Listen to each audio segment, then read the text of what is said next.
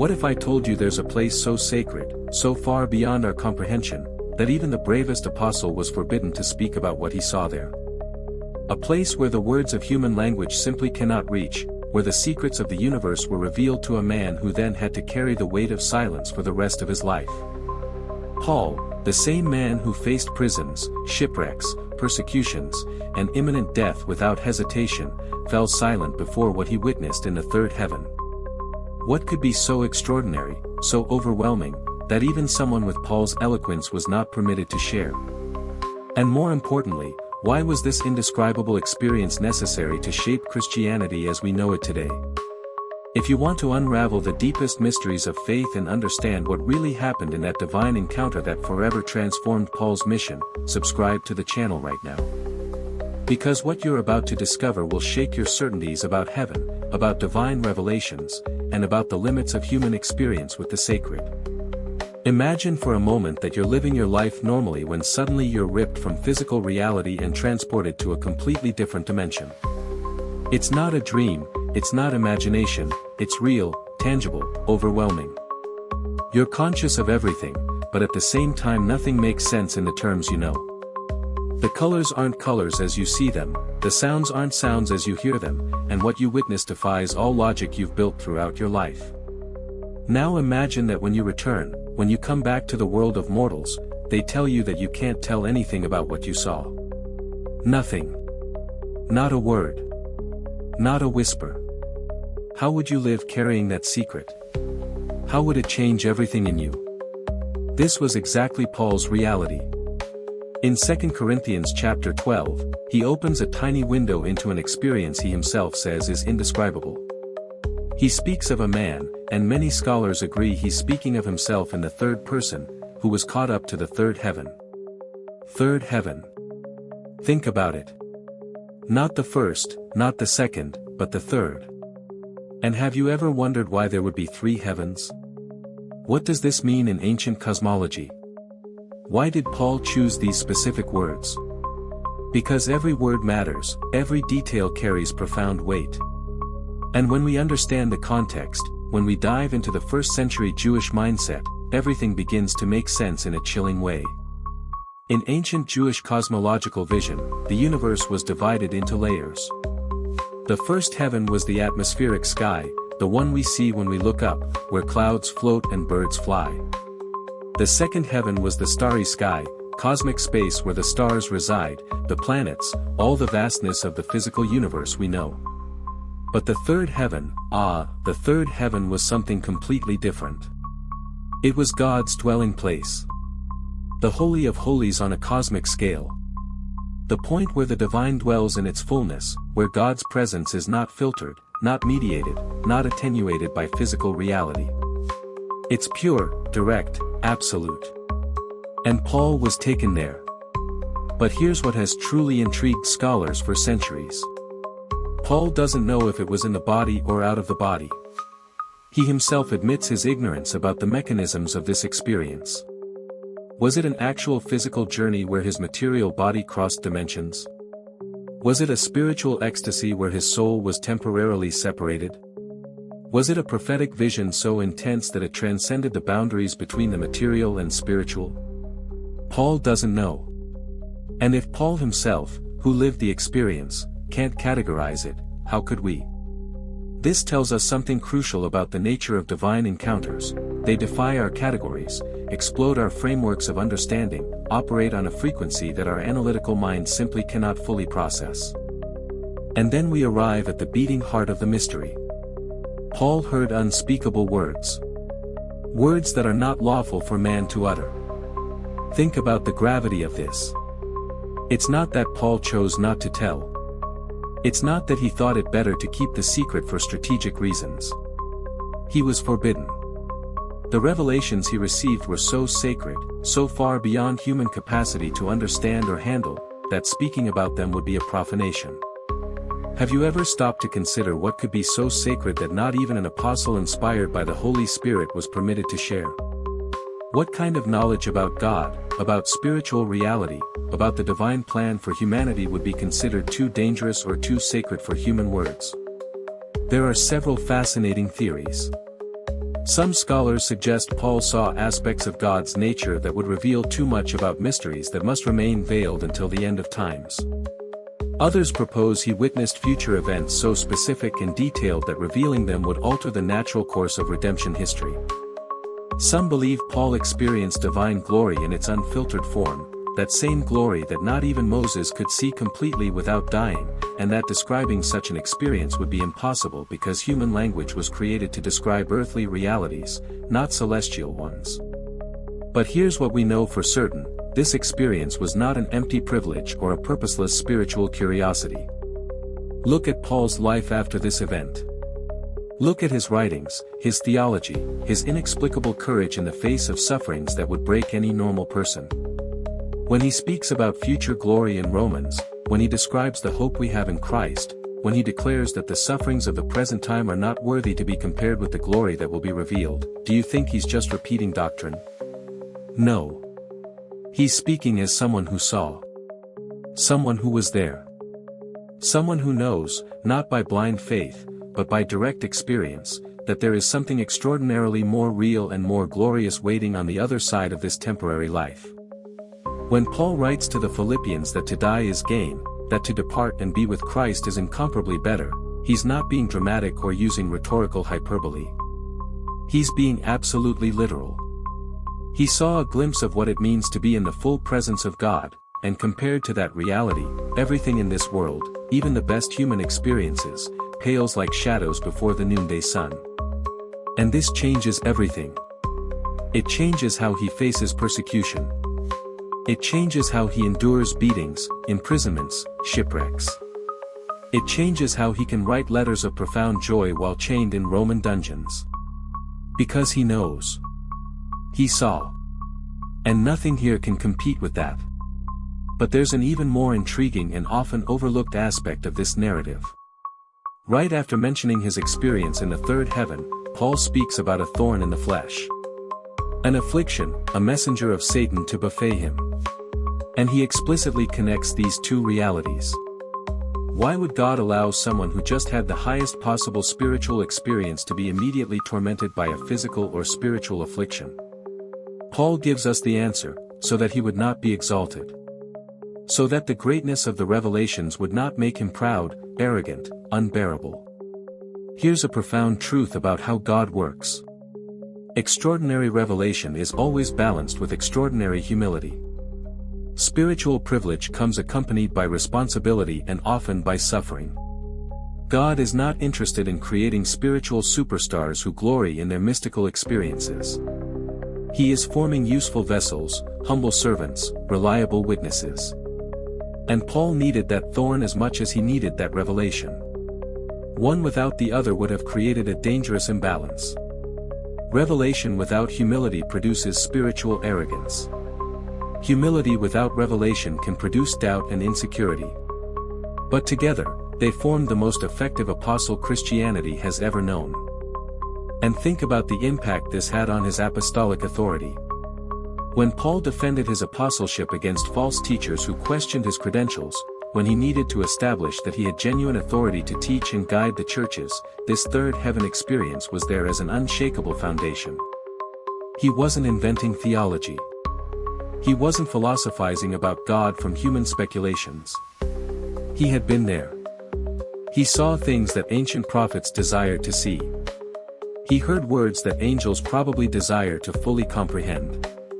And although he couldn't tell the specific details, the reality of this experience permeated everything he taught. When Paul wrote about mysteries that were hidden for ages but now have been revealed, when he spoke about God's manifold wisdom being manifested through the church, when he described the unfathomable depth of the riches of Christ, do you really think these were just beautiful metaphors? No. He was translating into limited human language realities he had experienced directly in the third heaven. Every letter, every teaching, every exhortation carried the weight of that indescribable revelation. And the early Christian communities felt it. They knew Paul wasn't just another rabbi with interesting opinions. He was someone who had crossed the veil, who had seen the other side, and who returned with a message that could not be ignored. But there's still another fascinating dimension here that we rarely explore. Why would God choose to reveal things to Paul that he wouldn't have permission to share? What's the purpose of a revelation that must remain secret? And here we touch on something deeply mysterious about the nature of God's relationship with his servants. God isn't just training preachers or programming automatic messengers. He is cultivating intimate relationship. And intimate relationships have shared secrets, have private moments, have communication that's not for public consumption. Think about how this humanizes and at the same time sanctifies Paul's experience. God took him to the third heaven not just to equip him for public ministry, but to establish a personal connection so deep that Paul could endure anything that came afterward. That experience was as much about strengthening Paul internally as about any external message he would carry. It was God saying, "I want you to know who I really am, not just what I do. I want you to know me, not just know about me." And that kind of knowledge cannot be fully translated into words or sermons. It remains as an inner anchor, as a secret source of strength, as a constant reminder that there is much more happening behind the scenes of reality than our physical eyes can perceive. This also leads us to consider other biblical characters who had similar encounters.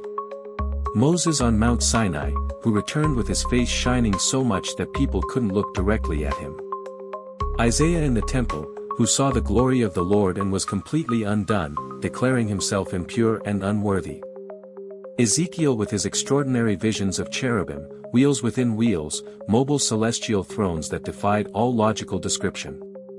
John on the island of Patmos, receiving the apocalypse, seeing things so strange and magnificent that he had to use highly symbolic language just to capture a fraction of what he witnessed. And what do all these accounts have in common? The inadequacy of language. The frustration of trying to put transcendent experiences into earthly words. The recognition that there is a limit beyond which human description simply cannot go. And this brings us back to Paul's silence. His silence is not empty. It's a silence loaded with meaning.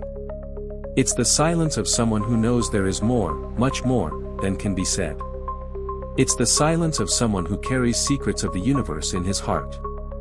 It's the silence of someone who understands that some truths are so sacred that keeping them in mystery is more appropriate than trying to explain them and inevitably diminish them. And this silence speaks volumes to us today. We live in an age of information overload, where we feel entitled to know everything about everything. We want complete explanations, we want every mystery unveiled, we want God to be fully comprehensible and categorizable. But Paul's experience reminds us of something crucial: God is greater than our capacity to understand. There will always be aspects of his nature, of his ways, of his revelations that will remain beyond our reach. And this is not frustration, it's invitation. Invitation to worship, to humility, to recognize that we are dealing with the infinite, and the infinite by definition doesn't fit into finite minds. So what do we do with this story? How does it transform us today, 2,000 years later? First, it reminds us that spiritual reality is real. As real as anything we can touch or measure. There is a third heaven. There is a dimension where God dwells in fullness. There is a glory waiting that makes the best earthly experiences seem like pale shadows. And this is not fantasy or positive thinking. It's reality attested by someone who was there. Second, it teaches us about the balance between revelation and humility. If Paul himself needed a thorn in the flesh to keep him humble after extraordinary experiences, how much more do we? This means that when God allows suffering in our lives, especially after moments of revelation or spiritual growth, He may be protecting us from pride. He may be keeping us dependent, broken, useful. And this perspective transforms how we face difficulties. Third, it invites us into mystery. Not into ignorance, but into holy mystery. To recognize that there are things we don't know and won't know until we cross the veil ourselves. And this ignorance is not weakness, it's the appropriate position of creature before Creator. It's recognizing that if everything were explained, if every mystery were solved, God would no longer be God. He would just be a bigger version of us. Fourth, it gives us concrete hope. Paul could face anything because he knew what was waiting. Not by blind faith, but by having seen. And although we haven't gone to the third heaven, we have the testimony of someone who did. And that testimony is not small. It's Paul, the apostle who wrote half the New Testament, who planted churches throughout the Roman Empire, who turned the world upside down with the gospel message. If anyone had credibility to speak about spiritual realities, it was him. And he's telling us, there is something extraordinarily better waiting. It's worth any suffering here. It's worth any sacrifice. It's worth everything. And finally, it challenges us about what we're experiencing.